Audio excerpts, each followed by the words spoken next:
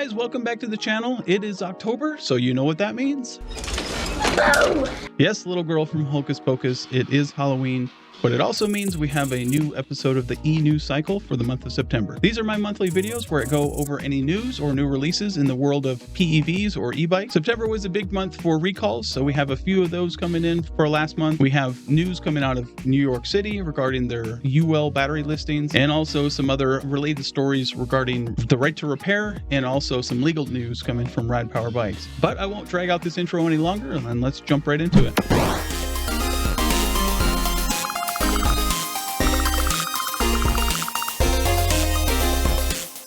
The first major news story came in right before the end of September regarding Future Motions, which is the maker of the popular Onewheel balance skateboard. In partnership with the CPSC, or the Consumer Product Safety Commission, they announced a voluntary recall of all one-wheeled skateboards, noting that the skateboard can stop balancing the rider if the board's limits are exceeded, posing a crash hazard that can result in serious injury or death. This recall was apparently prompted due to the tragic death of 4 individuals from between 2019 and 2021. I was surprised by this announcement. At the same time, I wasn't surprised. One-wheel boards have garnered a reputation for having safety concerns, which even led to a recall of 20,000 of their GT models last year, which was, I believe, a compromise with the CPSC back then. In November 2022, the CPSC issued a notification to all one-wheel owners warning them of ejection hazards, the board suddenly stopping and ejecting the rider off the board. And then, out of nowhere, I must have hit a hole or something, because the one wheel, it tipped forward and I went flying. And the second I hit the ground, I knew, I could feel the snap. They asked Future Motion to recall all their boards back then, and they promptly refused. Like, yeah, if you push it through its limits, you might keep going, sure, and the board can't keep up. Onewheel attempted to make their boards more safe, providing haptic feedback and a buzzing sound if the board was reaching its potential speed limits. That will prompt the board to slow down and even back up the board so that the rider will have to slow down. Part of this recall is the company will give you a partial credit towards the purchase of a new board, but I hear it's only about $100, which with these boards, that doesn't really cover most of it.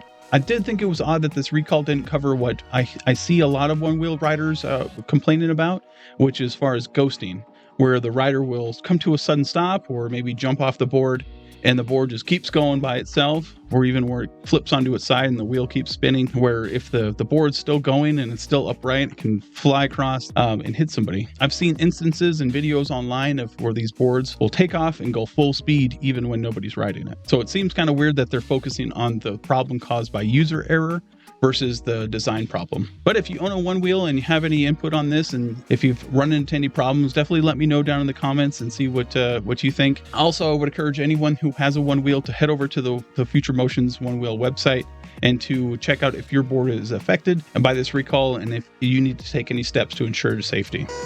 The other 2 recall stories that I saw for the month of September came from 2 e-bike companies, one from a economy e-bike company and one from a premium one. Electric Ebikes announced a voluntary recall of the mechanical brakes that come on 45,000 of their XP 3.0 folding e-bikes due to a defect of a subset of these bikes. The mechanical brake calipers located on the front and rear of the e-bike can fail, resulting in loss of control, posing crash and injury hazards to the rider. I'm not sure if this recall was prompted by a future lawsuit that's coming out, but I do know a few months back there, Electric upgraded the brakes on their XP 3.0 models from mechanical to hydraulic, and even offered free upgrades to any of the 3.0 purchasers that had the old mechanical brakes, which is a cool move. They didn't necessarily have to do that.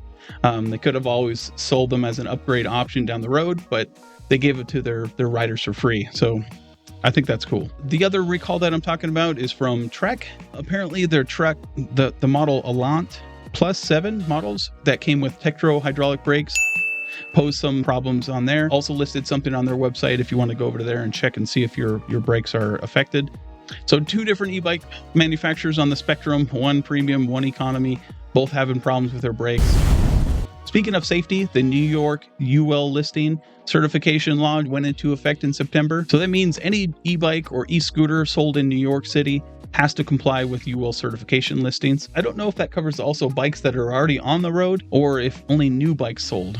or if that's something coming down the line. As a result of this, Rad Power Bikes announced that all of their new future models will be compliant with UL certification listings, and even went into detail about the models that they currently have right now, if they're UL compliant or not. They posted a brief FAQ on their help page that answered a few basic questions about the batteries in regards to these new safety standards.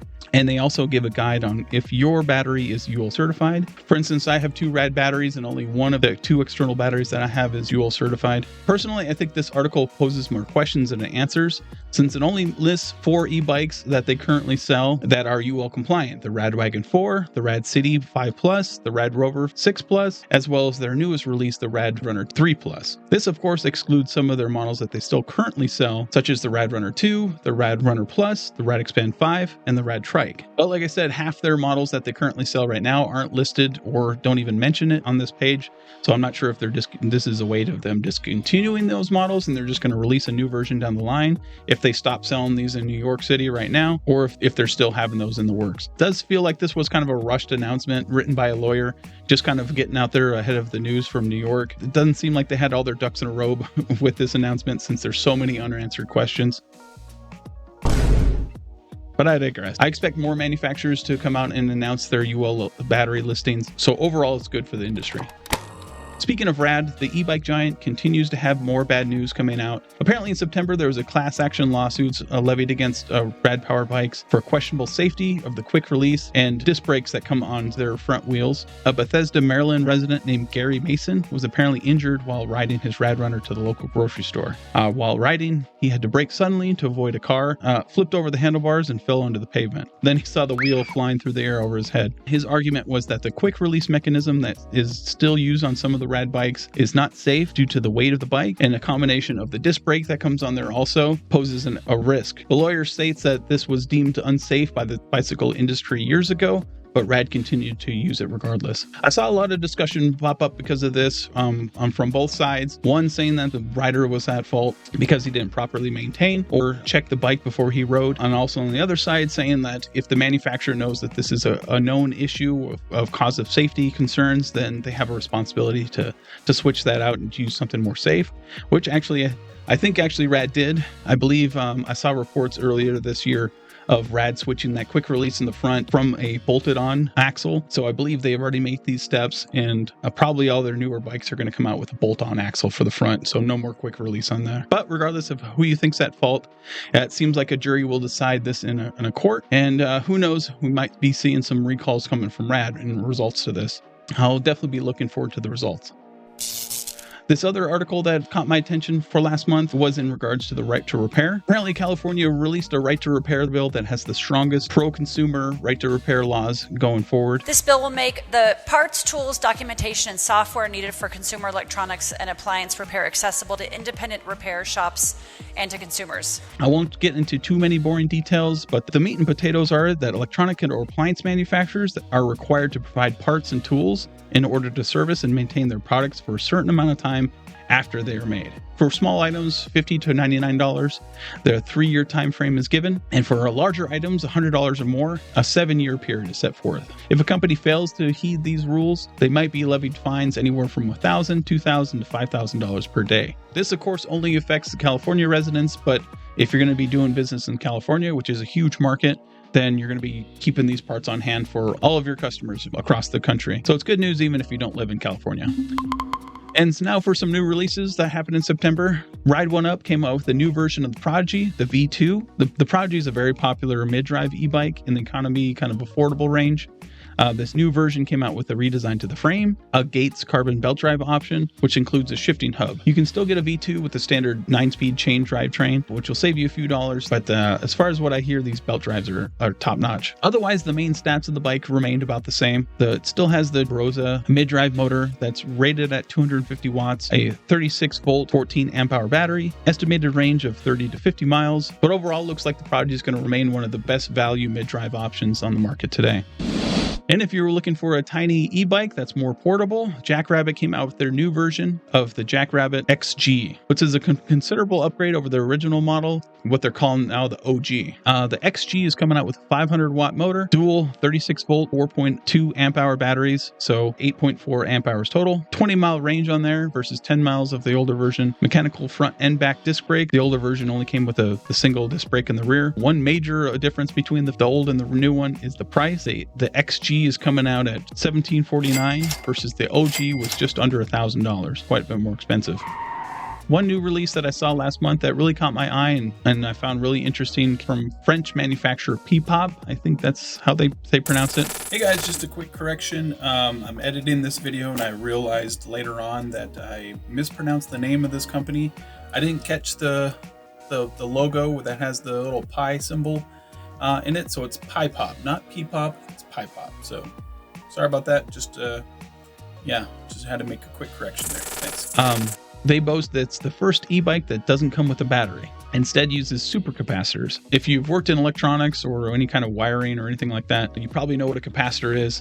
In case you don't, they're essentially a component, usually very small, that quickly stores and expels small amounts of electricity to regulate the flow of power or to provide a sudden jolt of electricity when needed. Researchers and designers have been trying to incorporate supercapacitors in more products for a while now, especially since batteries are heavy, expensive, they're volatile, and they have relatively short lifespans. So you charge this supercapacitor just by pedaling, by coasting downhill, or even braking. Kind of how an e-bike with a direct drive motor will charge the battery with it coasting. Since it's a French manufacturer, I couldn't find a lot of information about this, and from what I could find out in Google Translate, this supercapacitor is listed to have a lifespan of about 10 to 15 years. The bike itself looks like your standard commuter e-bike style. It comes with a 7-speed drivetrain, Tektro disc brakes, a 250 watt motor, which will get you up to 15.5 miles per hour, which, because it's a European model, that's the max that they're allowed to go. Comes in at 48 pounds, and it's priced at 2,450 euros, which is about $2,600 US, which is not bad. But again, considering this is a French manufacturer, you're probably not going to see these on any US roads. But it's definitely a cool concept, and hopefully more manufacturers see this and implement this type of technology in their designs in the future.